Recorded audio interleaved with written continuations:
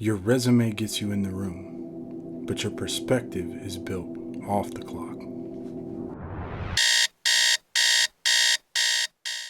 I knew they had me at Arlong Park. Nami, who had everything taken away from her, was struggling, trying to find a way to live in the most difficult circumstances, finally asked someone for help.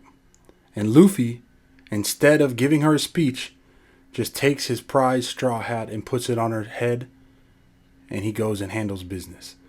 By the time he fights Arlong, it's 1 a.m. in my house. I'm downstairs jumping up and down like it's a championship game, and my family's wondering what the fuck I'm doing. Luffy keeps helping people. Those people become part of his crew, and eventually the relationships he built are the reason that his impossible dream feels possible. Funny enough, that's almost exactly what happened in my career. I came into the agent world, and everyone told me how hard it was going to be. Everyone explained to me that it's a cutthroat business, there's nothing but sharks, there's no way you're going to make it, and it's a zero-sum game. No one's your friend. Turns out my experience was quite the opposite. It was the people that I helped, and the people I met along the way, and the ones who couldn't help me at all, but I chose to try and find a way to add some value to them, who end up coming back around or referring a client and telling them who I was. That is exactly what One Piece is all about. It's crazy to think that the biggest similarities I've found in my career have come from animated stories. And this is why adults should watch anime and why they do watch anime. So for those of you who wonder, whether it's Solo Leveling, during my football career, I used to work out by myself all the time.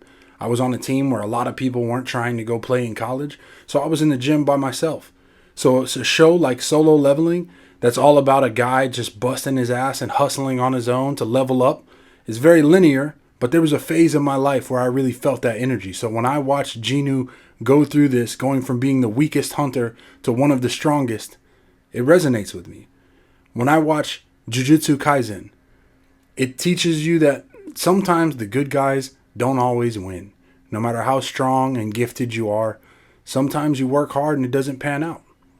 As an adult, have you not been in a situation that's similar to that? I would assume that you have been. There's something about being an adult where everybody stops letting you dream. Everybody wants you to be realistic.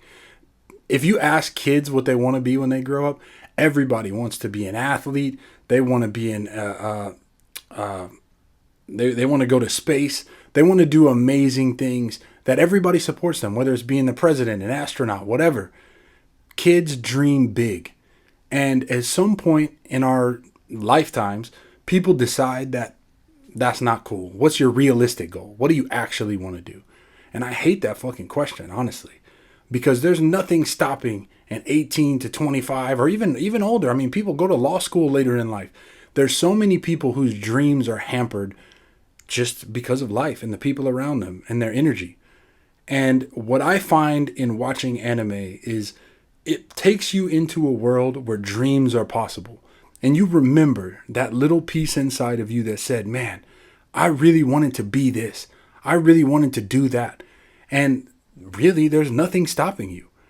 Obviously, if you're a professional athlete, maybe it's a little different. But I think we can all agree that trying and failing is better than not trying at all. And most people give up on their dreams before they've maxed out their true potential. Anime is one of the biggest industries in the world. And it is so not just because of children. It's because of adults who are not afraid to keep dreaming and who see pieces of themselves in these animated characters and the silliness and the fun and the goofy shit on top of the battles and the hard scenes and the drama. And there's anime shows that if they weren't animated and they were live action, one of them, One Piece, has been brought to Netflix. But the world building, I mean, Game of Thrones is on the same level as One Piece, but One Piece has been airing for 30 years and still hasn't finished. So don't let the medium of a cartoon take away from your ability to hear an amazing and inspiring story that leads you to question things. Ultimately, as adults, We have to live our own lives. One day it's all going to be over. And you either shot your shot or you didn't. Most people have never truly shot their shot at what they want in life. That's why people have midlife crises. That's why mental health is always at an all-time low right now. There's difficult things in life that happen to everybody. But there's nothing worse than the inner turmoil from believing and understanding that you never gave what your true passions were a real shot. Whether it's asking somebody on a date, whether it's shooting for a certain career or a certain hobby that you wish you had done, whether it's competing, jujitsu, martial arts, any of these things. Really, the martial arts world is who got me back into anime, because you have people living their dreams. Someone like me, I grew up watching the Jean-Claude Van Damme. You're in a martial arts tournament, some secret tournament somewhere around the world. And I went and competed in tournaments just like that. And what I found was the people that are living their dreams still have that little piece of them. That piece that I think anime truly brings to the front, which is the freedom to believe in something amazing, to believe that you're capable of achieving what you want to.